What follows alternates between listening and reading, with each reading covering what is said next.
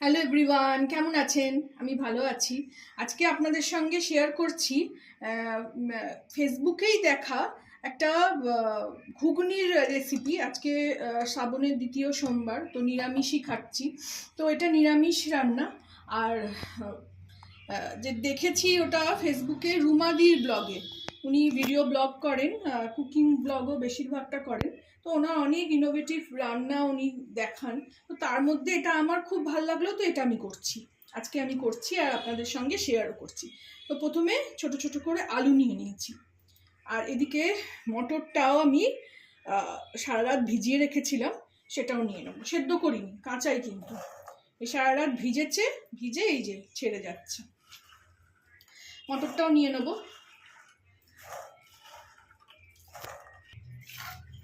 মটর সব নিয়ে নিলাম। এখানে 4টে মতন কাঁচা লঙ্কা চিড়ে নিয়েছি। আদা, শুধু আদাই পড়বে, আদা দিয়ে দিলাম। একটা টমেটো দিয়ে দিলাম। টমেটো দেওয়ার পর এখানে হলুদ, আমি তো গুঁড়ো মশলা বলতে হলুদ, কাশ্মীরি লঙ্কার গুঁড়ো, কালারটা ভালো হবে একটু,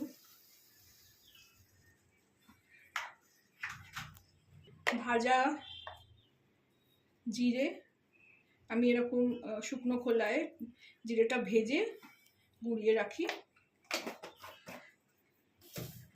একটু এই সময়তেই হাতটা ভালো করে মুছে, শুকনো একটু, এই যে শুকনো, মশলার হেরফের হতে পারে, আমার অতটা মনে নেই উনি কি কি মশলা দিয়েছিলেন। আমি আমার মনের মতন করে একটু মশলা দিচ্ছি, কারণ নিরামিষ রান্না। কাসুরি মেথি এরমভাবে দিয়ে দিই। এবার মেন ইনগ্রিডিয়েন্টস দেবো। এবার দেব স্বাদ মতন মিষ্টি,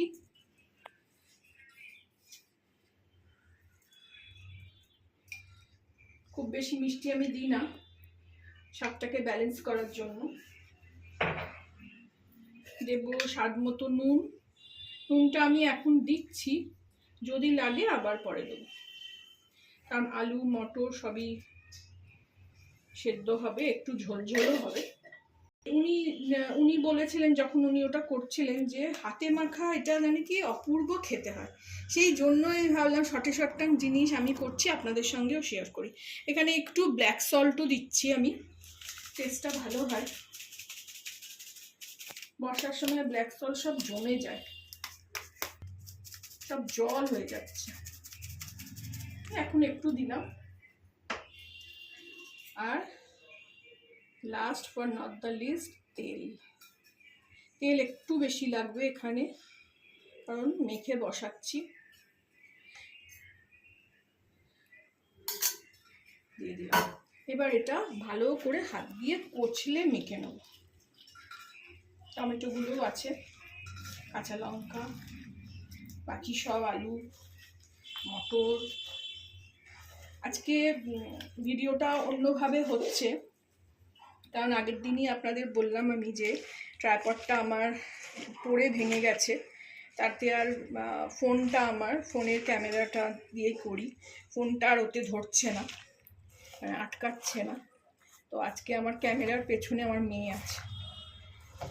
এটা ভালো করে মেখে নিয়ে আমি ফেরত আসছি।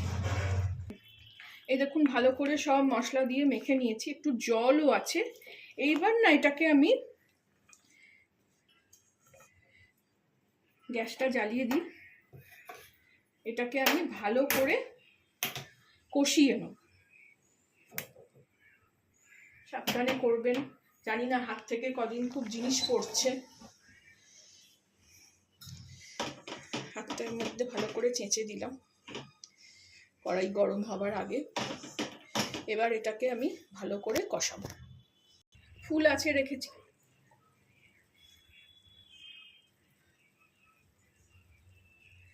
ফুল আছে দিয়েছি, ফুটতে শুরু করছে। এইভাবে আমি এটাকে ভালো করে মশলার সঙ্গে কষিয়ে দেবো। জলটা একদম শুকনো হয়ে যাবে। জলটা শুকনো হয়ে গেলে আমি এইদিকে কুকারও গরম করে রেখেছি, কুকারের মধ্যে ঢেলে মটর তো মানে হুইসেল না মারলে, সিটি না মারলে হয় না। আমি আমার একটা ঘুগনির রেসিপি আমার চ্যানেলে আছে প্রথম দিকে। ঘুগনিটা আমি তখন কড়ায় সেদ্ধ করেছিলাম। ঘুগনি না অনেক সময় একটু খাবার সোডা দিয়ে, ধরুন যদি আমি কুকারে সেদ্ধ প্রথমে করি, তাহলে না একদম গলে কেমন ডাল হয়ে যায়। তো আমি ওটাও ফেসবুক থেকেই শিখেছিলাম যে কুকারে সেদ্ধ না করে কড়ার মধ্যে দিয়ে ওটাকে ধিমে আঁচে বসিয়ে দিয়েছিলাম। তারপরে বাকি আমি কাজ করতে করতে ওটা সেদ্ধও হয়ে গেছিল। ওর মধ্যে একটা আলুও ফেলে দিয়েছিলাম। তো ওইভাবেও আমার দেখবেন আমার মটরের মানে ঘুগনির রেসিপি আছে, যাও দেখতে চাইলে দেখতে আসতে পারেন। এটাও একটা ইজি প্রসেস, আবার শিখেছি বলে দেখাচ্ছি। আমি এটাকে মশলাটাকে ভালো করে কষিয়ে নিয়ে ফেরত আসছি। এরকম ফুটছে ভালো করে, জলটা এখনো রয়েছে, আমি ফুল আঁচেই রেখেছি। আপনাদের দেখাবো বলে ফিরে আসলাম একবার। কালারটা খুব সুন্দর এসেছে।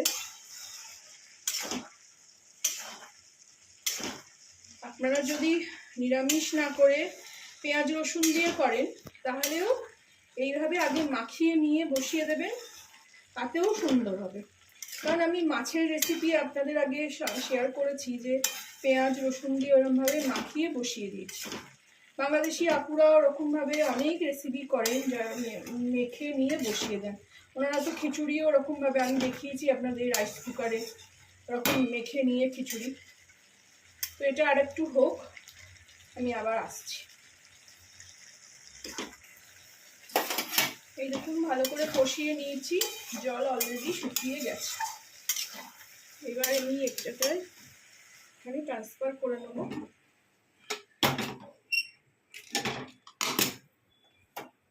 মধ্যে আমি কড়াটা, এই কুকারটা আমি একটু গরম করে নিয়েছি, ওই জন্য এত ধোঁয়া বেরোচ্ছে।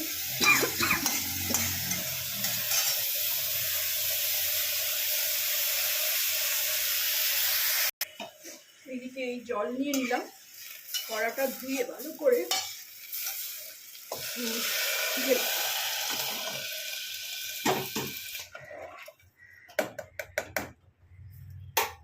এবার এটার মধ্যে আমি একটু বাড়িতে তৈরি করা গরম মশলা,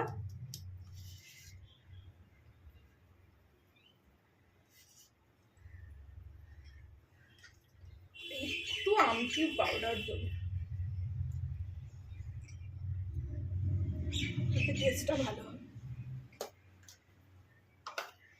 আপনারা এই সময় একটু ঘি দিতে পারেন, আমি আর ঘি দেবো না আজকে। কথা বলতে কষ্ট হচ্ছে, মানে গরম কুকারটা ছিল তো, তার মধ্যে ওটা ঢেলেছি আর গলায় লেগেছে আমার মেয়ের দুজনেরই।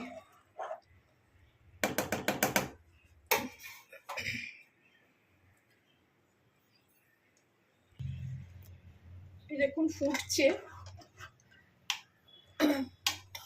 ডাল জাতীয় সমস্ত জিনিস এরকম ফুটে ওঠার পর, এটাও আমি শিখেছিলাম সঞ্জীব কাপুরের কাছ থেকেই, কোনো একটা চ্যানেলে। এবার আমি এটাকে কমিয়েও দেবো, একটুখানি খাবার সোডা দেবো। আমরা মোটামুটি মটর, ছোলা, রাজমা সেদ্ধ করতে গেলে একটু খাবার সোডা দিই। তো এখানেও আমিও এই ছোট্ট একটুখানি চামচের ডগায় একটু দিয়ে নেবো, যাতে মটরটা ভালো করে সেদ্ধ হয়ে যায়। মিলিয়ে নেবো। তাই না, মটর কেন সেদ্ধ হতে চায় না, ছোলা রাজমা এত সুন্দর সেদ্ধ হয়ে যায়, মটর নয় সেদ্ধ হবে না, আর নয় সেদ্ধ হয়ে পুরো পাক হয়ে ডালের মতন গলে যায়। যাই হোক, আজকে দেখা যাক কি অবস্থা হয়। তো আমি মোটামুটি এটা একটা কম আছে, একটাই সিটি মারবো, তারপরে ফিরে আসছি। ফিরে আসলাম, কুকার খুলছি, এই দেখুন ঘুগনি রেডি। আপনারা এইভাবে বানাবেন, খুব ইজি প্রসেস। আমাকে জানাবেন কেমন লাগলো আমার ভার্সানটা, আমি যেরকমভাবে মশলাপাতি দিয়ে করলাম। ভালো লাগলে আমার চ্যানেলটাকে একটা লাইক, শেয়ার অ্যান্ড সাবস্ক্রাইব করবেন। থ্যাংক ইউ রুমাদি। রুমাদি, তোমার থেকে শিখলাম আমি। তোমাকেও আমি ছবি পাঠাবো, এর লিঙ্ক পাঠাবো, তুমিও দেখো আমি কিভাবে করলাম তোমার রান্নাটা। ঠিক আছে, আমাকে বলো কেমন লাগলো। Thank you for watching.